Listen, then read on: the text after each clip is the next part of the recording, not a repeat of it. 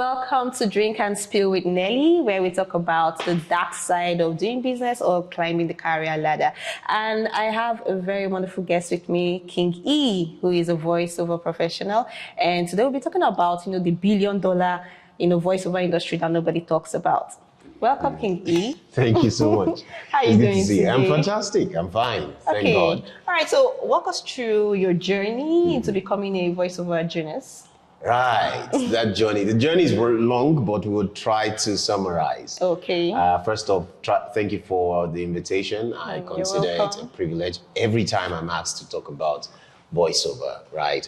My journey, well, it started with me not knowing that I have a voice that can sell products, brands, ideas, or services. Okay. Right. I, at some point, was a recording gospel rap artist, So I was always, I was always in the studio working with Pastor Wole Adesonya, and he felt, at some point, he felt like, you have a good voice. You can do voiceovers, But at the time, of course, there were no voiceover training schools in Lagos or in Nigeria, but I gradually started paying attention to it, recording for friends, doing free work, 13 years after we're here. Wow. So I think that's the summary of the journey. It's been ups and downs. It's been meeting amazing young people, older generations, and just learning through the path. So yeah. So, but in what way did it boost your confidence? Oh, in a lot of ways that I can remember, and I have also benefited tremendously from being a voiceover artist. I'll tell you that a couple of them, but I'll try to maybe just say two. Okay. Okay. Confidence-wise, I think that I mean, right now I'm here, all right, and I'm invited to speak on radio, TV, at conferences, and all of that. And specifically talking about voiceover. I grew up as a very timid child, all right?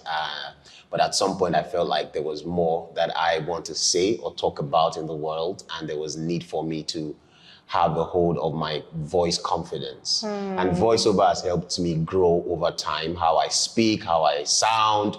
Of course, I went to the university to study English education, but I don't think that did something, but voiceover has helped me really grow how I sound specifically, depending and how you relate with people. Exactly. Well. So it gave me that for free. Okay. That's good. I think the first thing that my wife noticed about me when we met was my voice, because there was no any other thing that was really standing out. Wow. As a broke, hustling university young man, and she was an okay babe who was working and making money already.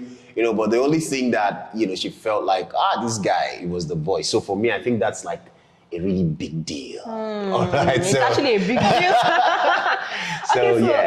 Talk us through the voiceover industry. What makes it a multi-billion-dollar industry globally? Yeah, globally, I think the voiceover industry globally is a multi-billion-dollar industry, right? Because there are several ways people make money as voice actors around the world. There's video gaming, there's animation, there's audiobook. There's narration and explainer videos. These are massive, massive industries. Lots of opportunities. Right? Opportunities are massive. It's just that in Africa, we're still trying to get it right. But if you want to compare the global standing, it's a multi-billion-dollar industry, and a lot of people make money from being voice actors all over the world. There are some of us here who also do. It's just that we aspire to perspire. Right? There's a lot of work to be done. All right, and because of that, even we decided to start several things and initiatives and ideas that can really boost the industry. Because for me, I think that this is an industry that is sleeping and very green. And if it is pushed, it will just be a contribution to society. And a lot of young people can get employed, get relevant, because they understand their voice and they know what they can do, whether behind the microphone or outside the microphone. They can do better. Even in front of the camera as well. Even in front of the camera, like the one we're doing now. Yes. So, but why do big brands go for celebrities to do voice? Because sometimes you just listen to the voiceover artist and like, no, this is really crap. Right. Like, why don't you just hire talents and all that? But why do they do that? Yeah, well, I think a lot of brands go for celebrities who are already celebrities because many brands realistically go for the numbers. They want someone that can sell whatever idea, whatever products they have. And that's really understandable. Business-wise, you don't want to invest your money into someone that is not known. Even though the person is good, it's not really about that a lot of the time, okay? You can be a cast for a project and the celebrity will be paid more because they have worked, take for instance, an actor or a singer who is known, right, have millions of followers online, and you're very fantastic, maybe even better than the celebrity, but you have not worked, right? And because of that, the brands would pay the celebrity maybe 50 times more than, even though you are better, because you have not grown enough. Many people don't know you, all right? And because of that, you will not give them the kind of income or return on investment as the celebrity. So they will pay the celebrity not just because of their voice, but because of their years of experience, how much they've been consistent, how many people know them, because of that celebrity status. And it sells. Trust me, it sells when, a brand is working with a celebrity compared to when a brand is working with someone that is just a talent and really good. So the advice would be, don't hate, appreciate. Just do your work and pray that one day, you go better. You go better. Okay, but what's the dark side really to this industry? Yeah, well, there are several sides. Absolutely, there are. I believe that every industry has that. It's just that the voiceover industry, like I said, it is a growing space. And because of that, there are a lot of limitations. One would be the amount of jobs that we get. Okay. Across the world, there are several animation projects happening in 1 year. And in Nigeria, maybe there's one animation project happening in many years. You understand? Yeah. So that for us, it's a big deal because an animation project, for instance, right, like the upcoming Iyanu now, people get paid in USD, right? And if you get several of those kind of jobs, you realize that you'll be living a very okay life. Sure. Okay, being a voice actor, right? Now, take for instance, if you're paid between, let's say, $200 to $400 per hour for a recording. That's a lot of money, right? You realize that if you get more, let's assume that every 3 months you have one project you are on, and that project you probably record 10 hours per project. You know that you'll be okay. Yeah. Your children will go to school. Your wife will be okay. You can take her out for dinner and stuff like that, right? So that's one of the challenges, and the other one is because also of the state of the industry. Clients and agencies take advantage of voice actors because there's hunger in the land. It's true. You understand? Yeah. And because of that, even though the standard fee for a radio commercial of 60 seconds is between 150,000 to 250,000, the agencies and organizations will look for someone they can pay 50K or even 20,000 because they realize that one, hunger is in the land. All right? And realistically, every individual wants to survive today first when they are hungry. That's why you hear that, the poor keep getting poorer, stuff like that. So pretty much it is important. I mean, there's a lot. There's the part where, of course, the agency, there's the part where the industry is not organized as it should be. And that's like one of the reasons a whole lot of these things are happening. All right, so that's been like some interesting nuggets, but let's go on a short break. And there's still more interesting things to unravel about the multi-billion-dollar voiceover industry. Stay tuned.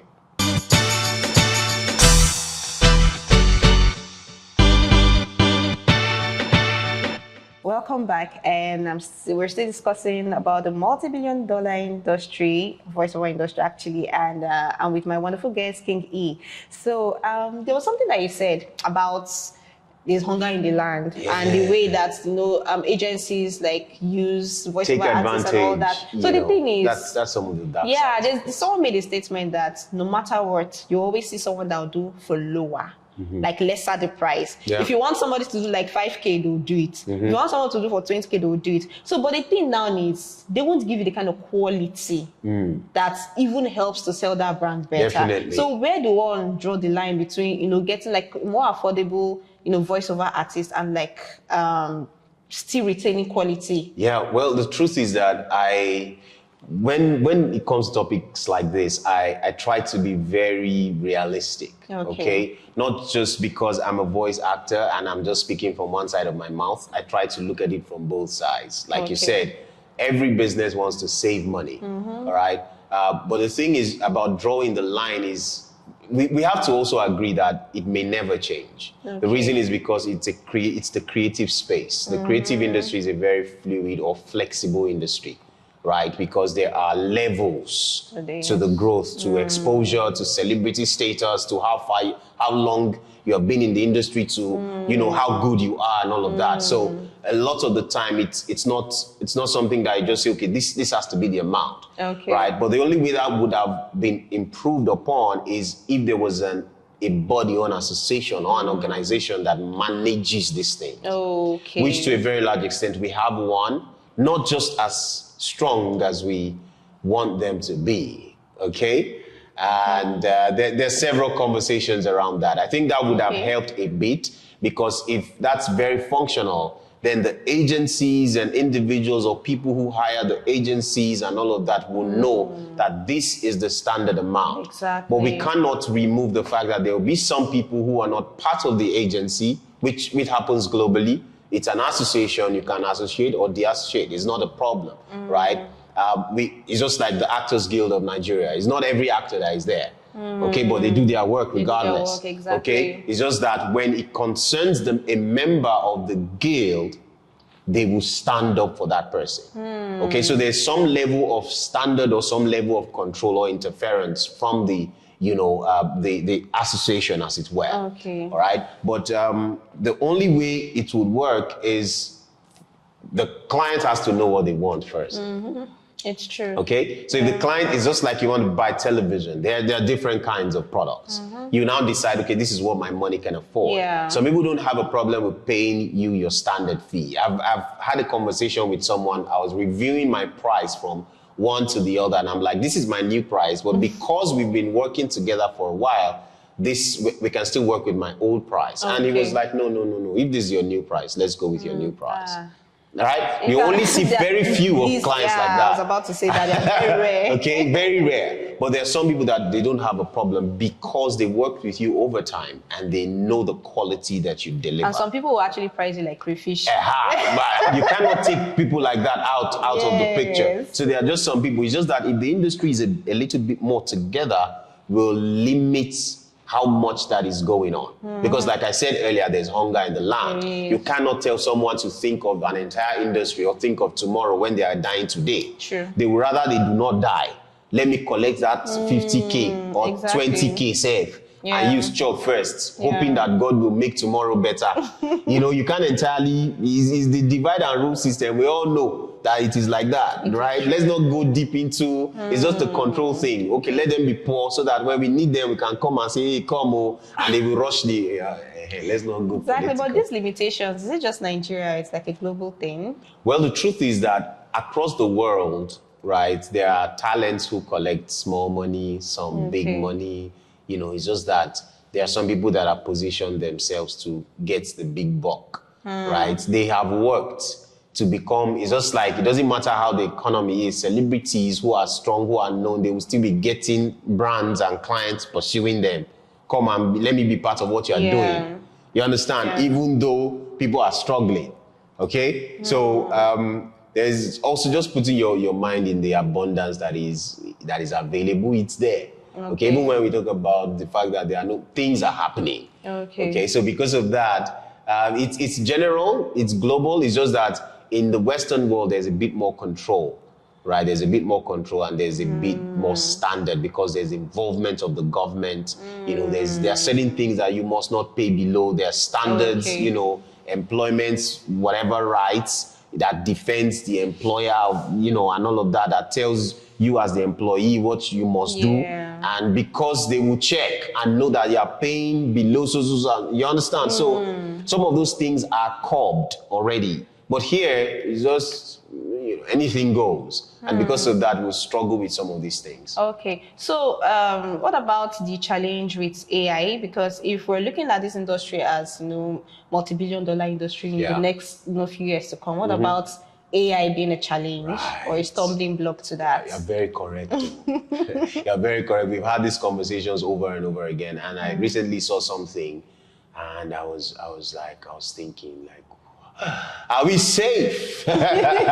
You know, but I think the first thing that we must try to do is to not see AI as a competition, or I think we should see AI as a collaborator to a very large extent.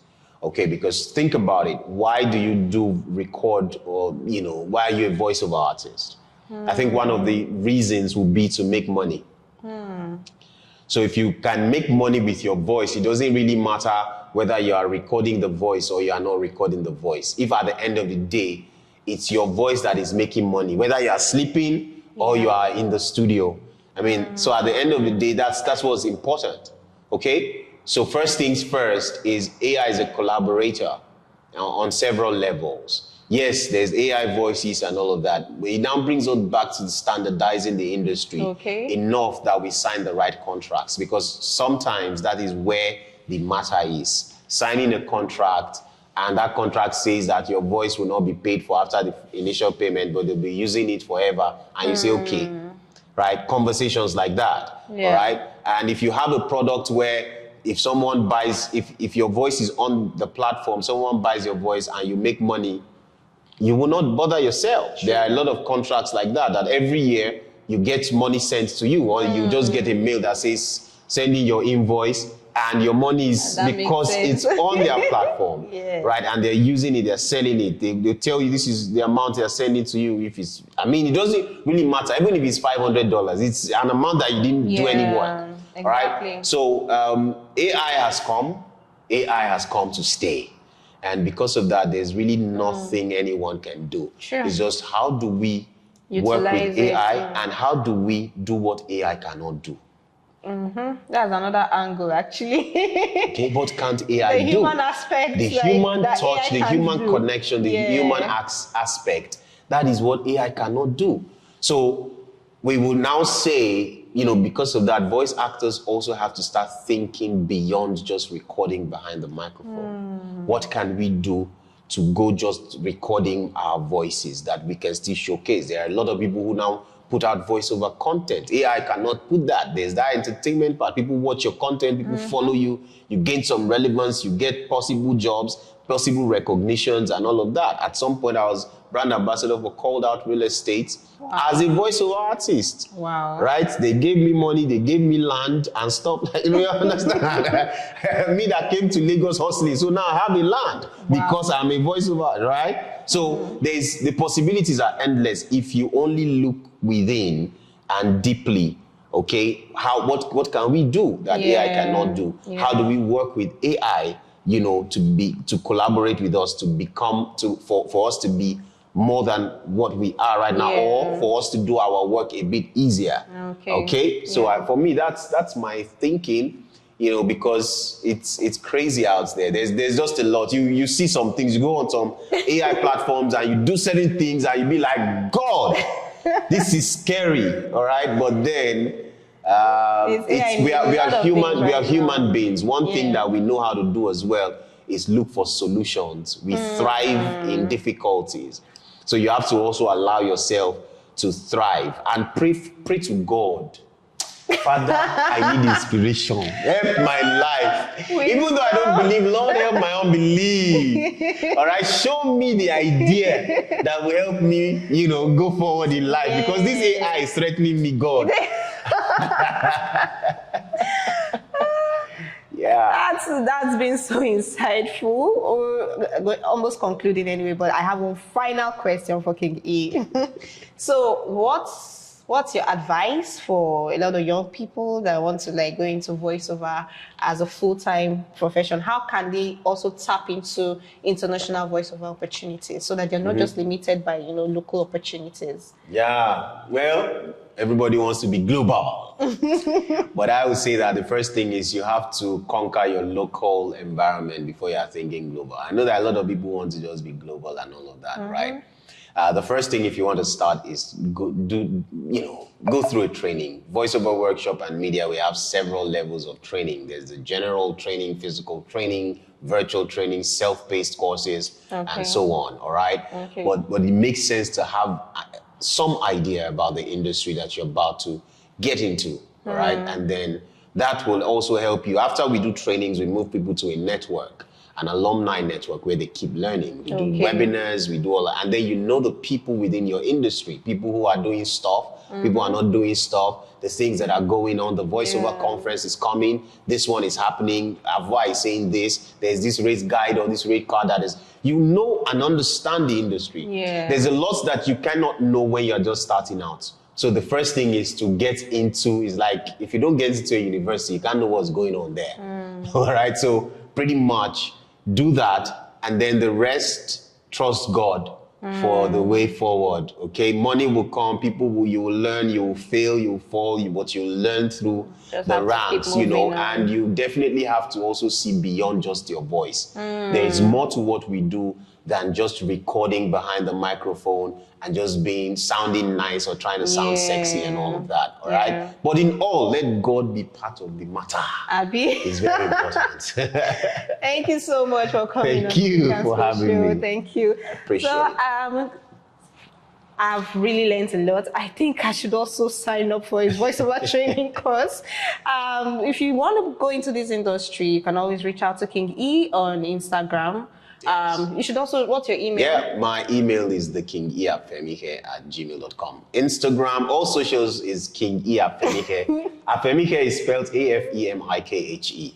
I'm from Edo State, so it might be a bit, but it's just Afemikhe, King E. King E. Afemikhe. King E. So reach out to King E, send him an email, or you could just reach out to him on Instagram so you can sign up for his voiceover courses. And we would love to end this Drink and Spill episode, but there's something I want to say. There's another part of the Drink and Spill show that's, I call it the hot tea. It happens every Sunday. So this is me talking about real business saga on my couch. So I'll be reading stories sent to me by business, like entrepreneurs, career executives climbing their ladders and having like saga stories. So you have to like follow us on YouTube, Drink and Spill Show, so you won't miss any of those important, gossips. All right, do stay tuned for the next episode. I remain Nelly Esin. Love you.